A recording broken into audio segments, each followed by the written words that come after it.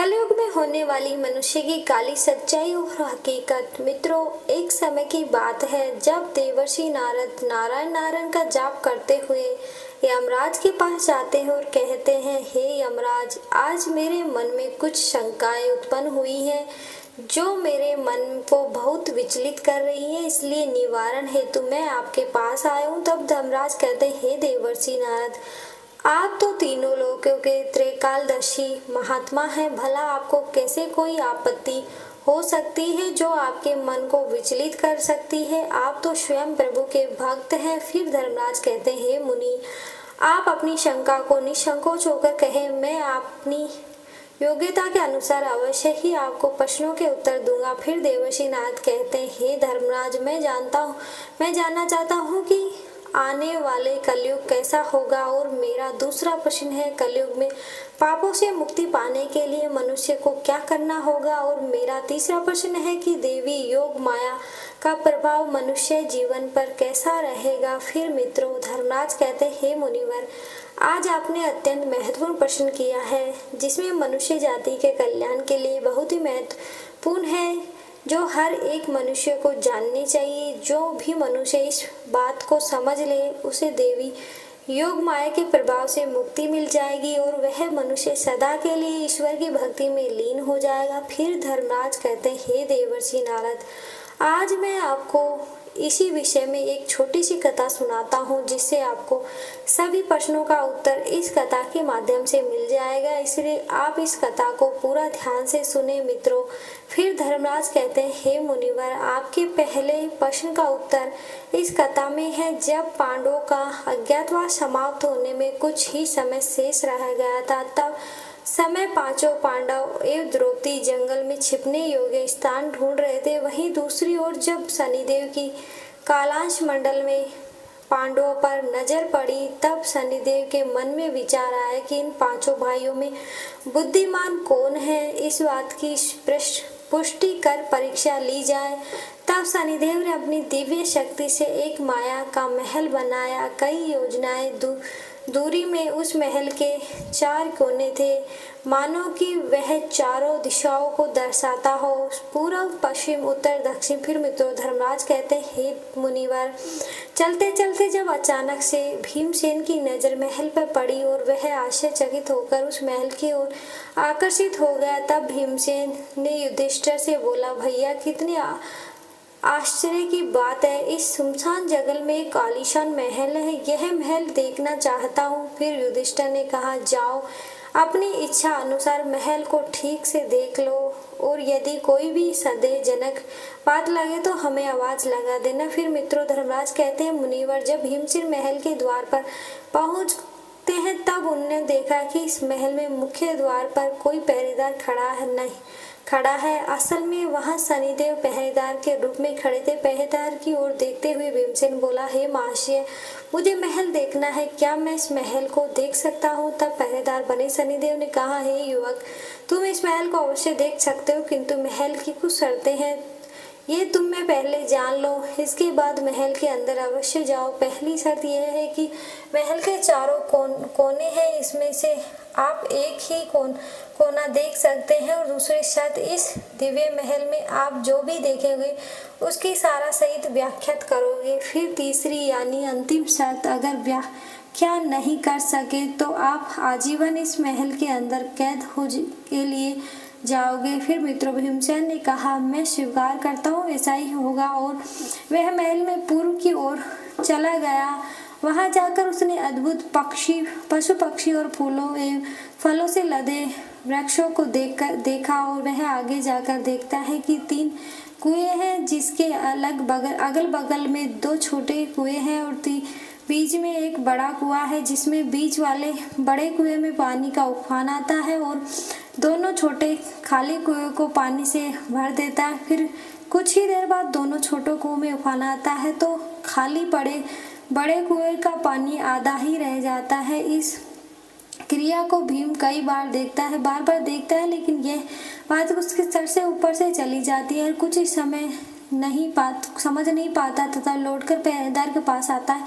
तब पहरेदार बने शनिदेव ने पूछा कि हे युवक, आपने क्या देखा। फिर भीमसेन ने कहा, महाशय, मैंने विचित्र प्रकार के भविष्य में पेड़ पौधे पशु पक्षी देखे जो मैंने पहले कभी नहीं देखे थे, जो बहुत ही अजीब थे।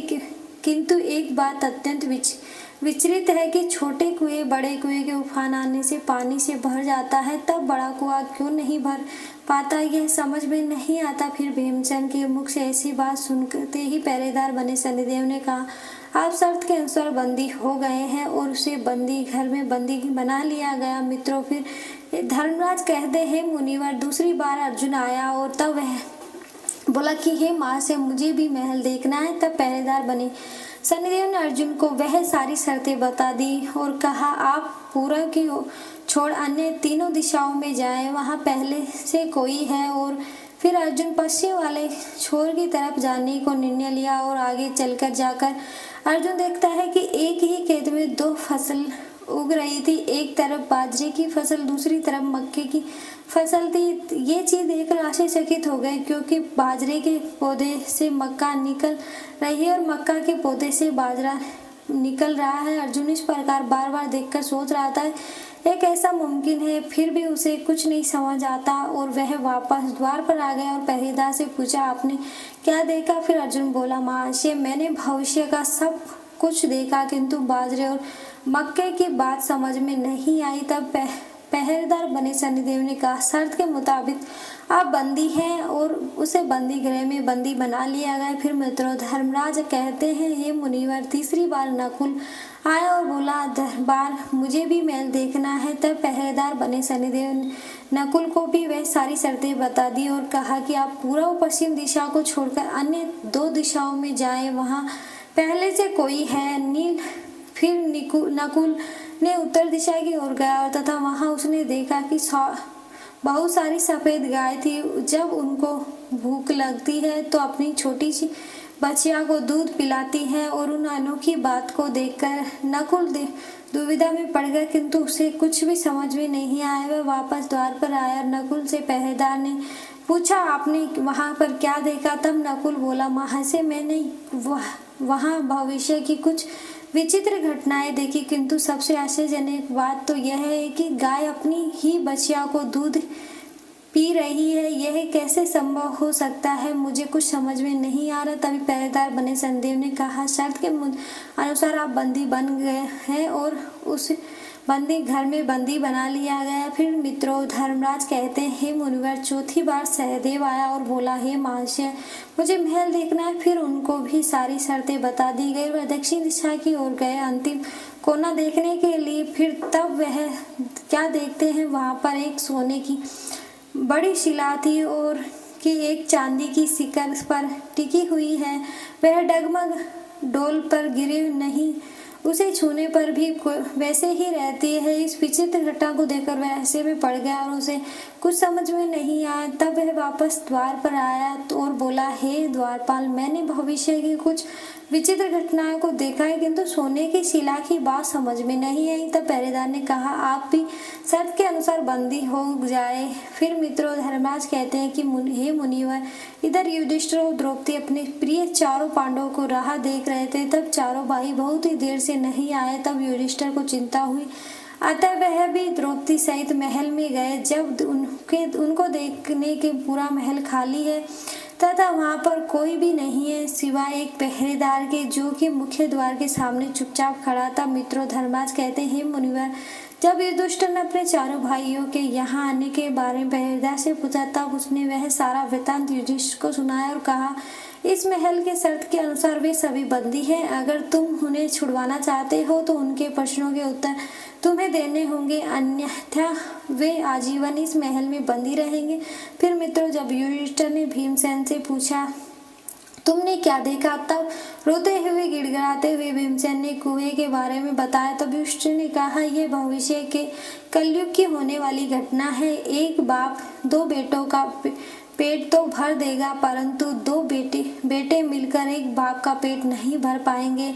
फिर युधिष्ठिर के मुख से ऐसी बातें सुनकर पहरेदार हंसते हुए भीमसेन को रिहा कर दिया। फिर मित्रों, धर्मराज कहते हैं, हे मुनिवर, दूसरी बार युधिष्ठिर ने अर्जुन से पूछा कि तुमने क्या देखा? तब तो उसने अनोखी फसलों के बारे में बताया। इस बात पर युधिष्ठिर ने कहा कि यह भी कलयुग में होने वाले एक परम असत्य है जिसमें हम वंश परिवर्तन भी कह सकते हैं, अर्थात ब्राह्मण के घर रुद्र शूद्र की लड़की और शूद्र के घर बनिए की लड़की ब्याही जाएगी और उनके भी भद्र संतान की प्राप्ति होगी। तभी अर्जुन को पहरेदार ने छोड़ दिया। मित्रों, इसी प्रकार धर्मराज कहते हैं कि मुनिवर, जब युधिष्ठिर ने नकुल से पूछा उसने क्या देखा, तब उसने गाय का सारा वृत्तांत सुना। इस बात पर युधिष्ठिर ने कहा, कलयुग में माताएं अपनी बेटियों के घर पे पलेंगी, बेटी का ही दाना खाएंगे और स्वयं उनके घर ही बेटे सेवा करेंगे। तब नकुल भी कैद से मुक्त हो जाते हैं। फिर मित्रों, अंतिम बार युधिष्ठिर ने सहदेव से पूछा, तुमने क्या देखा? तो उसमें सोने की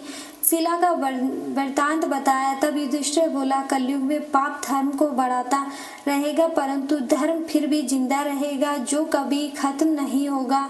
फिर युधिष्ठिर के मुख से अपने सारे प्रश्नों के योग्य उत्तर सुनकर शनिदेव अपने असली रूप में आ जाते हैं और कहते हैं, हे धर्मराज युधिष्ठिर, आप परम ज्ञाता और अति बुद्धिमान हैं। आपने मेरे सारे प्रश्नों के योग्य उत्तर देकर मुझे प्रसन्नचित्त कर दिया है। फिर मित्रों, धर्मराज कहते हैं, हे मुनिवर, अंत में जो भी मनुष्य इस कलयुग में ईश्वर का नाम सिमरन करेगा, उसके सारे पाप नष्ट होकर वह परम गति को प्राप्त होगा।